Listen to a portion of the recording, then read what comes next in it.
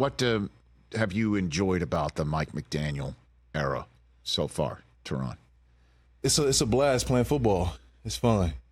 It's fun playing this game. We're grown men playing a kid's sport, but it's serious. It's a lot of seriousness that goes into it. It's a lot of mental and emotional tolls, aside from all the things that's physical. So yeah, it can be a weight.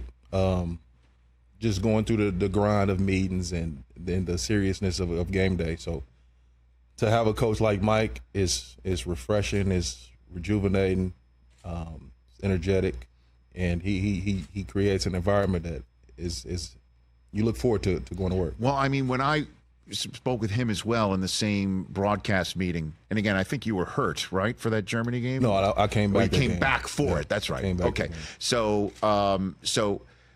he spoke about his relationship with Tua and about what he feels his role as a coach is for everyone on the team, and how he takes it as a responsibility as a coach to bring out the best in anyone, and also to make sure that they grow as a human. And I was moved about it. And he was talking about being an only child, and how his upbringing made him ready to sort of focus on the individual. Yeah.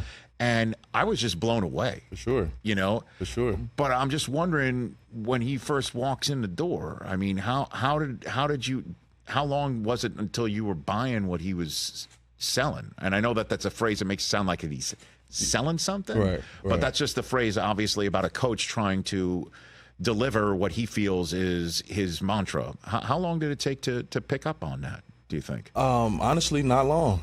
Not long, because you can instantly see it's coming from a genuine place. It's true, it's organic. So, and I love the fact that that's Mike's approach, because it's not necessarily his job description to develop and to as men outside of football. Yes. And to build these relationships. It's not his job to build off the field relationships and lifelong friendships with his teammates, his peers, his coaches, and his players. It's not necessarily in his job description. His job is to win games, call the offense, win games. But he takes it personal, and the media sees Mike alive for his jokes and his always calm and in control demeanor in interviews. He's an emotional guy. Mike cries a lot. What do you mean? He's very passionate. Like you said, the word passionate. He's very passionate about, and he takes things very serious. So sure. If we're coming off a loss and he felt like he didn't call a game well and he didn't put us in the best position, he really wears that. And it's just you want to play for a guy like that. You know what I mean? He's accountable. He's trustworthy. So he'll put full losses on himself when that's never the case in football. It's a collective game.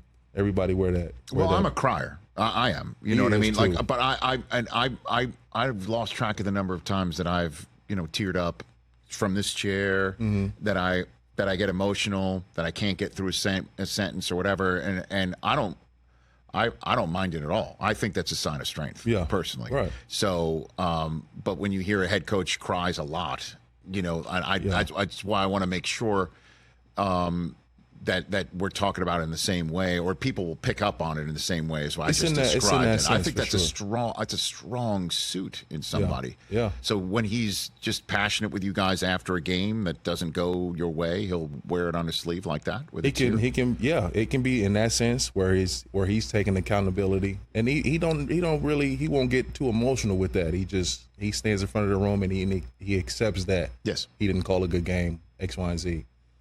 But he can be talking a big first down. Raheem Mostert got a 3rd-and-1 conversion, and it just would bring up emotion for him. Like, he'll show the play, look at this block, look at the way Raheem, this 3rd down won us the game, and he'd get emotional. Before we move on to other subject matters about you and your career as well, Terron Armstead here on the Rich Eisen Show, year 12 for this offensive tackle here on the program. We once had Andrew Hawkins on here before talking about McDaniel teaching him the proper footwork for being a receiver, and basically saying, you do this, you're going to get off every time. and then it would actually happen that way. I imagine the run scheme he's bringing might have caused you to have a learning curve yourself. Am I right on that front? Absolutely. What was that like? What was that like for you? And the craziest part is, to me, I feel like I didn't get it until last year. So my second year in Miami under this scheme, because I played in New Orleans for 10 years, for 9 years under Sean Payton, and we put up a lot of points, one of the top 3 offenses almost every year. Different scheme, different brand of football, and so it was a lot of relearning, unlearning, and new teaching. So as I'm trying to work these new techniques, because I've been successful with the techniques that I used, last year, our final stretch, maybe the last 7 games, it clicked for me. And everything that he preached, from sprinting off the football, speed, velocity, violence, don't worry about X, Y, and Z. Don't worry about the inside move. Don't worry. It clicked. And I'm excited for this one. I'm excited for this year. It looks like you're ready to play right now, actually. I would line up right now. Huh. Yeah, Okay. I'm excited. Okay. Catch the Rich Eisen Show every single day on the Roku channel, 12 to 3 Eastern, for free.